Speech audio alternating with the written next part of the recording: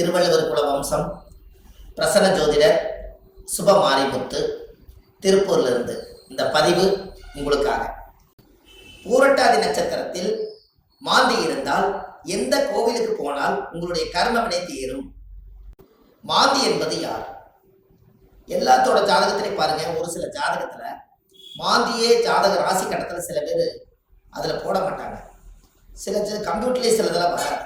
ஆனா மாந்தி பெரிய ஒரு அற்புதமான ஒரு மிராக்கலான விஷயத்தை காமிக்கும். ஏன் அப்படின்னா, சூரியனுடைய மகன் சனி பகவான், சனி பகவானுடைய மகன் மாந்தி. இந்த மாந்தி எதுக்கு அதிகமாக யூஸ் ஆகுதுன்னு கேட்டீங்கன்னா, இறப்பு தோஷத்துக்கு மாந்தி அதிகமா முன்னோர்கள் எடுத்துக்கிட்டாங்க.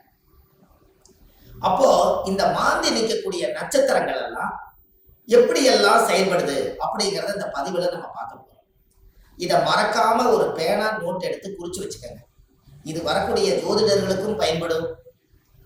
நம்ம இந்த யூடியூப் சேனல் வள்ளுவர் வாக்கு யூடியூப் சேனல்ல போய் பார்க்கறவங்களுக்கும் பயன்படும். இனி வரக்கூடிய சந்ததிகளுக்கும் இது பயன்படும்.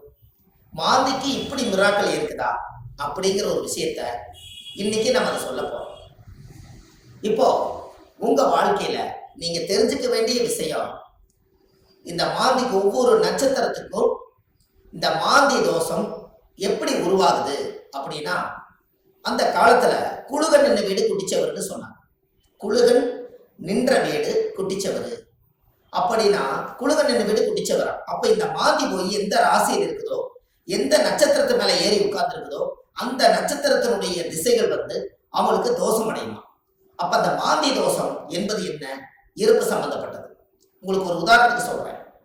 லக்னங்கிறதா உயிர், லக்னம் தான் உயிர். ஒரு மனிதனுக்கு ஒரு தாயுடைய கருவறையில இருந்து தொப்புள் கொடி அறுக்கும் நேரம் எந்த லக்னத்துல அவங்க பிறந்திருக்காங்களோ, அந்த லக்னம் எந்த நட்சத்திரத்துல கரெக்டா நிக்குதோ, அந்த நட்சத்திரத்து மேல இந்த மாந்தியோட தீட்டு தோஷம் அதுல இருக்கு. இது உங்களுக்கு தெரியுமா? இதை நீங்க கண்டிப்பா தெரிஞ்சுக்கணும். அப்ப லக்னத்தினுடைய மாந்தி பிரேத சாபம். மாந்தி என்பது இறப்பு. அப்போ அவங்க முன்னோர்கள் அந்த காலத்துல என்ன பண்ணிருப்பாங்கன்னா, ஒரு லக்னத்துக்குள்ள லக்னம் ஒரு ராசி கட்டத்துக்குள்ள 3 நட்சத்திரம் இருக்கு. இந்த 3 நட்சத்திரத்துல இப்போ ஒரு உதாரணத்துக்கு அசுவனி, பரணி, கிருத்திகை 1ஆம் பாதம், இந்த 3 மேச ராசியில இருக்குது. ஒரு உதாரணம். அதுல அசுவதி நட்சத்திரத்துல மாந்தி இருந்தா என்ன பலன், பரணி நட்சத்திரத்துல மாந்தி இருந்தா என்ன பலன், கிருத்திகை நட்சத்திரத்துல மாந்தி இருந்தா என்ன பலன், இதைத்தான் இந்த பதிவுல உங்களுக்கு சொல்ல போறேன். இது உதாரணத்துக்காக. அப்போ ஒரு நட்சத்திரம் அந்த ஜாதகத்துல நம்மளுக்கு கிடைக்க வேண்டிய நட்சத்திரம். அப்ப எந்த நட்சத்திரத்துல மாந்தி உங்களுடைய ஜாதகத்துல இருக்குதோ, அந்த நட்சத்திரத்தினுடைய திசை உங்களுக்கு தெரியும். உதாரணமா அசுவதி நட்சத்திரமா இருந்தா அவங்க கேது திசையில தான் அவங்க செயல்படுவாங்க. அப்ப ஜாதகத்துல எனக்கு என்னங்க அசுவதி நட்சத்திரம் கேது திசை நடக்குது, எனக்கு கேது அசுவதி நட்சத்திரத்துக்கு கேது திசை நடத்துறாரு, எனக்கு ஒரு பலனுமே நடக்கலைங்க அப்படின்னு நீங்க சொல்லவே வேண்டாம். அந்த அசுவதி நட்சத்திரத்துக்கு அதிபதி கேது இந்த மாந்தியோட சாபம் வாங்கி இருக்கிறதுனால அந்த திசை நம்மளுக்கு வேலை செய்ய மாட்டேங்குது. அப்ப அதை நம்ம சரிப்படுத்தினா தானே அது நிவர்த்தி ஆகும். அப்ப அசுவதி நட்சத்திரத்துக்கு கேது, கேது என்பது பாட்டியில பாட்டின்னு வருது. அப்ப பாட்டிக்கு ஈமகாரிய செலவு செய்யாம விட்டுட்டால், அந்த முன்னோர்களுக்கு ஈமகாரியங்கள் செய்யாம விட்டுட்டா, இறந்த முன்னோர்களுக்கெல்லாம் மூதாதிகளுக்கெல்லாம் செய்யாம விட்டுட்டா, இந்த நட்சத்திர சாபம் அந்த குடும்பத்துக்குள்ள போய் அந்த திசைக்கு யோகத்தை கொடுக்கறது இல்லை. அப்ப கர்மாவிலேயே மாட்டிக்கிறீங்க. அப்புறம் எப்படி மேல வரும்? அப்ப இதெல்லாம் அந்த காலத்துல முன்னோர்கள் குளிகை நின்ற வீடு குடிச்சவர்னு எதுக்கு சொல்லி வச்சாங்கன்னா, ஒரு வீட்டுல ராசி கட்டத்துல குளிகை நின்ற வீடு குடிச்சவர் சொல்லி வைக்கல. அவங்க சொல்லி வச்சதே குளிகன் என்ற நட்சத்திரம் அந்த வீடு குடிச்சவர்னு வச்சாங்க. அந்த நட்சத்திரத்தினுடைய திசைகள் யாருக்கு வந்தாலும் இந்த மாந்தியோட சாபம் அவங்கள துரத்திக்கிட்டே. ஒரு உதாரணம், லக்னத்து மேலேயே மாந்தி நிக்குது. ஒருத்தருக்கு லக்னத்து மேலேயே மாந்தி, லக்னம் என்ற நட்சத்திரம் எதுவோ அதுவே மாந்தி. அந்த மாந்தி சாபம் இருந்தா அவங்க என்ன, ஒரு அனாதி பாடி எடுத்து அடக்கம் பண்ணுனா அவங்களுக்கு அந்த மாந்தி சாபம் நிவர்த்தி ஆகுங்கிறது ஒரு நூல். ஏன் அப்படின்னா, அந்த லக்கணத்துக்குள்ள மாந்தி பிறக்கும் போது ஒரு தாயுடைய கருவறையில இருந்து மாந்தி என்பது நிலையா இருக்கிறது, ஒரு ராசியில ரொம்ப நாள் இருக்கிறது. லக்னம் என்பது 2 மணி நேரத்துக்கு ஒரு லக்னம் நகர்ந்து வெளியில வந்துடும். கரெக்டா அந்த பிரசவமாகி இந்த லக்னம் போய் கரெக்டா மாந்தியோட நட்சத்திரத்துல போய் கரெக்டா அந்த லக்னம் உட்கார்ந்துட்டால் இந்த லக்னம் வந்து தீட்டாய் போயிடும். இதுதான் அதனுடைய பரம ரகசியம். நம்ம அவங்களுக்கு பாருங்க, அந்த லக்னம் போய் நின்ற நட்சத்திரத்துல போய் அந்த தீட்டு விழுந்துருச்சுன்னா முகமெல்லாம் மாறிடும். முகம் அவங்களோட தேஜஸ் இருக்காது, ஒரு இருளன்ற மாதிரி இருப்பாங்க. என்னமோ ஒரு தோஷம் அவங்கள தாக்கிட்டே இருக்கும். ஒரு செயல்பாடு சிறப்பா இருக்காது. எந்த ஒரு காரியம் எடுத்தாலும் தடை, வீட்டு காரியம் எடுத்தாலும் தடை, தொழில போய் ஜெயிக்கலாம்னா தடை, திருமண வாழ்க்கையில நிம்மதியா இருக்கலாம்னா திருமணத்துல திருப்தி இல்லை, குழந்தை பாக்கியம் பெற்றுக்கலாம்னா குழந்தைக்கு ஏதாவது ஒரு உச்சங்கள், பூர்வீகத்துல போய் வாழலாம்னா பூர்வீகத்துல முன்னோருடைய சாபம். இப்படி வந்து இந்த மாந்தியுடைய நட்சத்திர தோஷங்கள் உங்களுக்கு அதிகமான முறையில இது கர்மாவா செயல்படுது.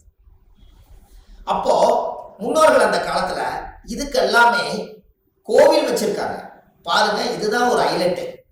இந்த ரகசியத்தை சொல்லாம விட்டுட்டா கடைசி வரைக்கும் உங்களுக்கு தெரியாமலே போய் ஒவ்வொருத்தருடைய ஜாதகத்திலையுமே எந்தெந்த நட்சத்திரத்துல மாந்தி இருக்குதோ அதற்குரிய கோவில்ல போய் சுவாமிக்கு தேங்காய் பழம் பூமாலை கல்கண்டு வாங்கி அர்ச்சனை பண்ணி சாமி கும்பிட்டு வந்துட்டால் உங்களுடைய அந்த நட்சத்திரத்தினுடைய மாந்தி சாபம் அன்றோடு அது நிவர்த்தியாது.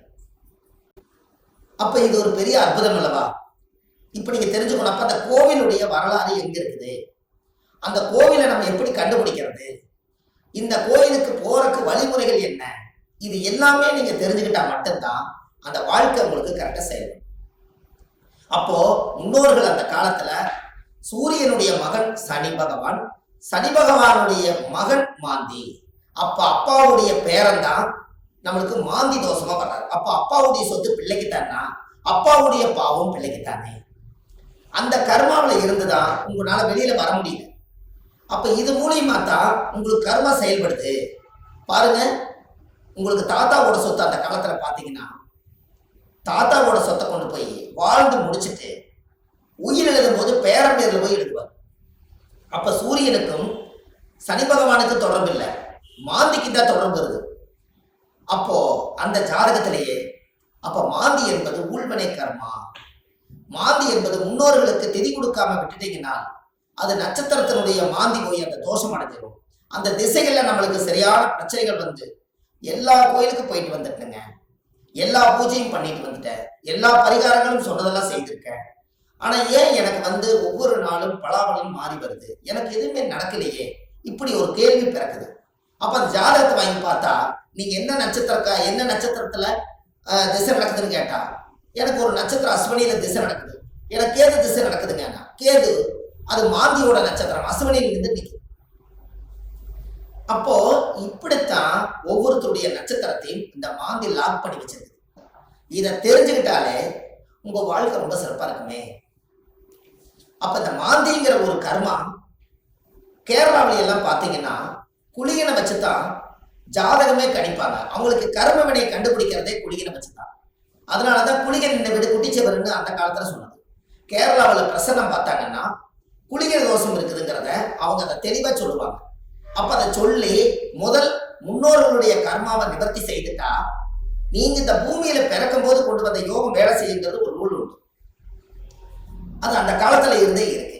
நாம நல்லா யோசிச்சு பாருங்க, நம்ம போன ஜென்மத்துல செய்த பாவங்கள் இந்த ஜென்மத்துல கிரக அமைப்போட இருந்து நான் ஏதாவது ஒரு கஷ்டமா தான் நம்ம என்ன சொல்றோம், போன ஜென்மத்துல நான் என்ன பாவம் செஞ்சேன்னு எனக்கு தெரியலீங்க, ஆனா இந்த ஜென்மத்துல நான் ரொம்ப கஷ்டப்பட்டு போயிட்டேன், ஒரு காலம் கெட்டால் ஒரு காலம் நான் நல்லா இருக்கணும், நான் சம்பாதிச்சதுலயும் நிம்மதி இல்லை, வாழ்க்கையிலேயே எனக்கு நிம்மதி இல்லை, குழந்தை பெற்று பார்த்தா அது நிம்மதி இல்லை, கணவன் மனைவியோட வாழ்ந்து பார்த்தா அதுலயே நிம்மதி இல்லை, எனக்கு இந்த ஜாதகத்துல ஏன் தான் நான் அந்த பிறப்பு வாங்கி வந்தேன்னு எனக்கும் தெரியல, அப்ப நான் எப்பதான் நான் நல்லா இருப்பேன் அப்படின்னு ஒரு கேள்வி பிறக்குது. அப்ப இந்த இடத்துல என்னன்னு கேட்டா சூரியன் ஒரு ஜாதகத்துல உச்சமா இருக்காரு, நீங்க ஜம்முன்னு இருப்பீங்க, சனி உச்சமாக்குறாரு ஜம்முன்னு இருப்பீங்க, இதெல்லாம் ரைட்டு. ஆனால் இந்த கர்ம வினைங்கிறது ஒண்ணு என்னன்னா தாயுடைய கருவறையில இருந்து தொப்புள் கொடி அறுக்கும் போதே இந்த பிரபஞ்சம் கொடுக்கக்கூடிய அந்த கர்மா தோஷம் தான் அந்த லக்ன தோஷமோ இந்த நட்சத்திரத்தினுடைய மாந்தி தோஷம். அப்போ ஒவ்வொரு நட்சத்திரக்காரர்களுக்கும் மாந்தி எந்த நட்சத்திரத்துல இருக்குதோ அதுக்குரிய கோயிலுக்கு போயிட்டு வந்தீங்கன்னா கண்டிப்பா உங்க லைஃப்ல ஒரு மாற்றம் ஏற்படும். அதுக்கப்புறம் உங்களோட தொழில் விருத்தியாகும், குடும்ப விருத்தியாகும், மனை விருத்தியாகும், மாங்கல்ய விருத்தியாகும், ஆயுள் ஆரோக்கிய ஐஸ்வர்யம் விருத்தியாகும், புத்திர பாக்கியம் விருத்தியாகும், செய்யும் தொழிலில் லாபம் கிடைக்கும், மன நிம்மதி சந்தோஷம் உங்களுக்குள்ள இருக்கும், பட்ட கடன் அடைச்சிருவீங்க, தீராத துன்பத்திலிருந்து வெளியே வந்துடுவீங்க, வெளிநாட்டு பயணம் போக வேண்டிய தடைகளுக்கு போயிட்டு வந்துடுவீங்க, திருமணமே ஒரு வாழ்க்கை அமைஞ்சு எனக்கு சரியில்லை மறுவாழ்வு தான் எனக்கு வேண்டி நினைச்சிட்டு இருக்கிறவங்களுக்கு மறுவாழ்வு, குடும்பத்துக்குள்ள தீராத நோய்கள், மருந்து இல்லாத நோய்க்கு மருந்து, எல்லாமே உங்களுக்கு கிடைக்கும். அதுக்கு நீங்க என்ன பண்ணணும், உங்க ஜாதகத்தை நீங்க நல்லா எடுங்க. ஜாதகத்தை எடுத்து உங்க ஜாதகத்துல மாந்தி சாரமாகாத கிரகம் சோரம் போய் விடுமா, மாந்தி எந்த நட்சத்திரத்துல இருக்குதோ அந்த நட்சத்திரம் எதுன்னு பாருங்க. அந்த நட்சத்திர கோயிலுக்கு கரெக்டா நீங்க போயிட்டு வாங்க. உங்களுக்கு அந்த மாந்தி நின்ற நட்சத்திர தோஷம் நிவர்த்தியானால் உங்களுக்கு நடக்கிற குடும்பத்துல எல்லாம் நல்லா. அப்போ இந்த ஜாதகத்துல இவ்வளவு பெரிய ரகசியத்தை நிவர்த்தி பண்ணலைன்னா அது முடக்கு மாதிரி அப்படியே முடங்கி போயிடும். இதனாலதான் அந்த ஜாதகத்துல அந்த காலத்திலேயே இந்த விஷயத்த சொல்லி வச்சாங்க. இது இன்னைக்கு தான் அது வெளியில வருது, இருந்தாலும் பரவாயில்ல.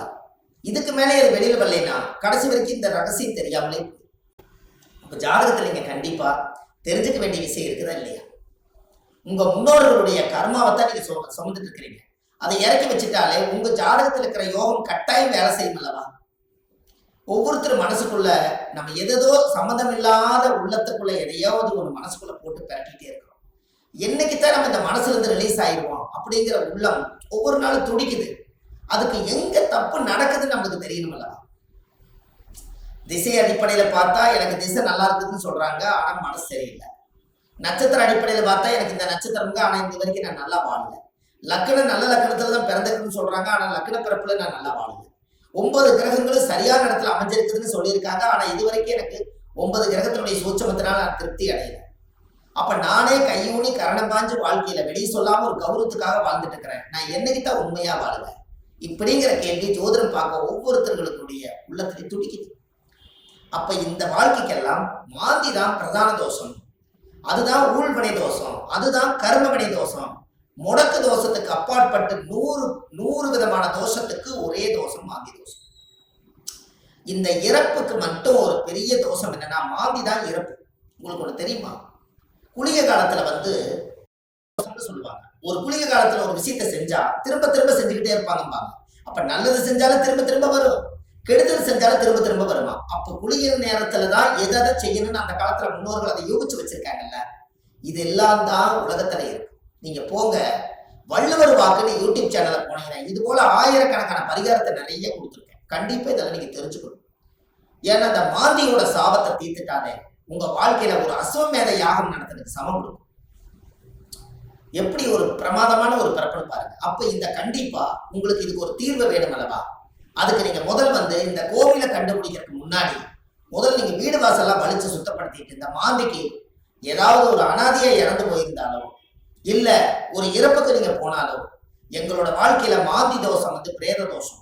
யாருடைய நட்சத்திரத்துல மாந்தி இருக்கு அந்த நட்சத்திரத்துக்கு பிரேத தோஷம். அதனால இறந்தவங்களுக்கு ஏதாவது ஒரு ரோஜாப்பூ மாலை வாங்கி கொண்டு போய் மாலை போட்டுவாங்க. அப்படி இல்லைன்னா ஒரு வில்வ மாலை வாங்கி கொண்டு போய் போட்டுவாங்க.